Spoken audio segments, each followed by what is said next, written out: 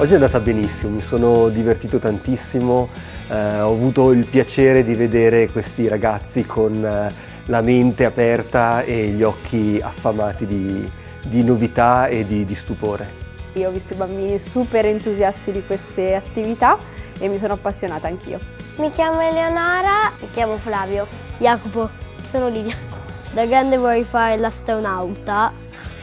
Il fisico teorico o sperimentale. Io da grande voglio fare il presidente del consiglio. Il laboratorio che mi è piaciuto di più è quello dei colori. I colori e il microscopio, se si chiama così. I microscopi. Sì, il microscopio anche a me. Mi sono piaciuti i colori, come dai colori primari diventano più complessi, secondari.